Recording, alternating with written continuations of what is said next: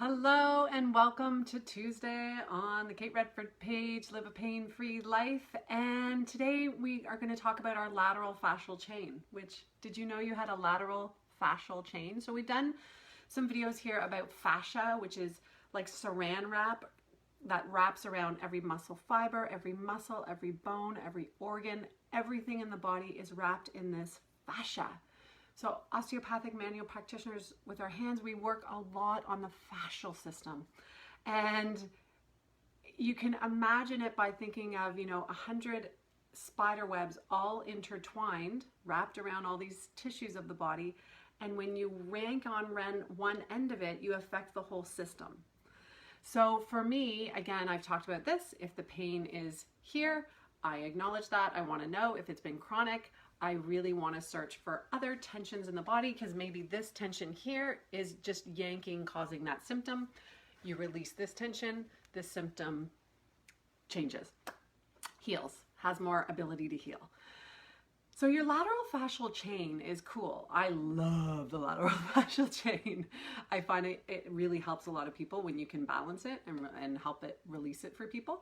So it's actually connected to this temporal bone. These are your temporal bones, your ears, where your ears are. The bone underneath is your temporal bone. So the fascial chain is there. It's also at your hip bones right here. And then the bone on the side of your foot right here on the side of your foot. Okay. So those, it also is connected to other places, but those are the main ones that we think about when we think of the lateral fascial chain. And so when someone's had, I think I told you the story already of a colleague of mine.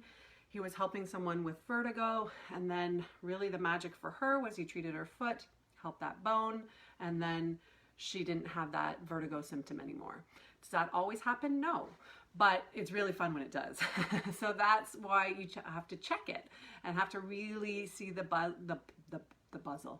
body as a puzzle, and each patient will present a little differently. So again, that lateral fascial chain is really important. And I also want to explain to you something else about fascia, is that your fingers and your toes, there's a fascial chain that ends at each of your fingers and each of your toes. So something I want you to think about, I think it's I'll put it in the units of this Facebook page. You can press units and I'll put the exercise in. I think I might have already done it. It's called tabletop.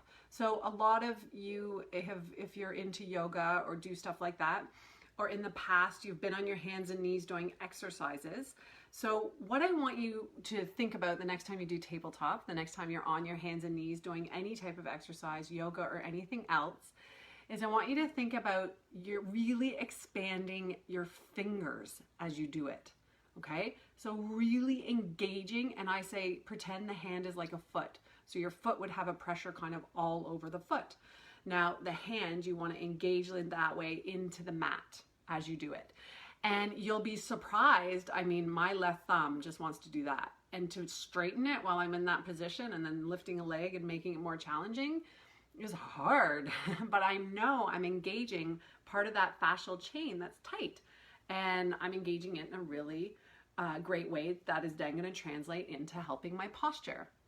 Okay, so that's a really important thing. Another really important thing about fascia and as you go about your exercise routine. So we talked in the last video about how people with chronic issues, chronic pain, when they go to exercise, they often injure themselves.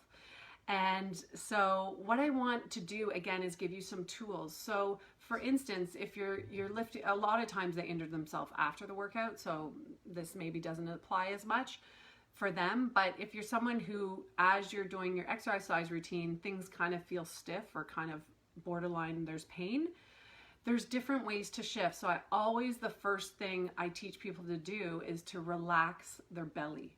Because if I relax my belly, I can breathe into my core and create more stability that way. That has been a game changer for so many people. Especially if you're doing a plank and it hurts your low back, or if you're doing lunges and it hurts your knee. Honestly, just relax your core, relax your shoulders, breathe properly, and you can't believe that it'll shift your pain. And also another thing I really do, hi Ioana, live, I love it. Hope you're doing well. Is another thing is with, as you're working out, not hurting yourself, connecting it to last video, connecting it to the fascia. So for instance, if you're doing some balancing on maybe you're balancing on one leg and you're getting, a pain in your hip, then think about pushing into your toe, big toe. Think about relaxing your shoulders, breathing into your belly. You can only breathe into your belly if it's relaxed, right? If it's engaged and super tight and all this tension, you can't breathe into it.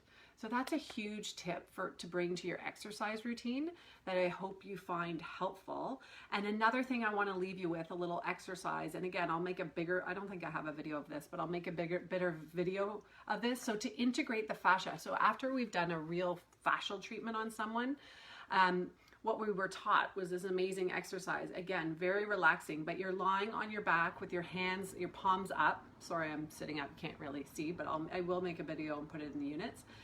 And what you do is you're lying there, legs are corpse pose, right? For yoga. So your legs are straight, your arms are straight. So don't bend your elbows or anything. And all you're gonna do is inhale, flex your wrists, exhale, extend. At the same time you inhale, you're flexing your feet, exhale, point your toes. Inhale, flex your feet, exhale, point your toes, along with your wrists with your arms straight. It is a great integrator for your fascial system. So if you get a massage or you get any hands-on work, it's a great integration for making the work you've got done on your body to integrate for even longer and better. And as well, a number one integration, I'm just all over the place today, but who cares? Whenever you get a hands-on treatment, and write in the comments, I get a hands-on treatment regularly, or I get whatever. I'm a big proponent of all of that, obviously, because it does help.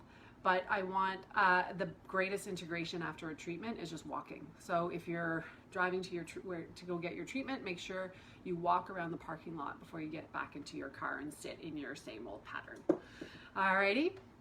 So fascia, lateral fascia chain, we've got that exercise, inhale and exhale, flexing the toes, pointing the toes, body straight.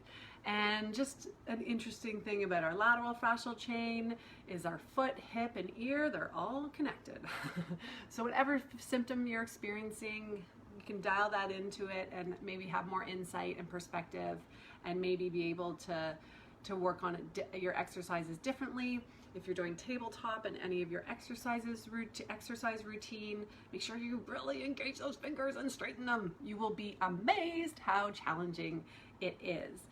And yeah, so that was a lot of random tips, but I hope you found it valuable. Okay, see you in a few days. Bye-bye.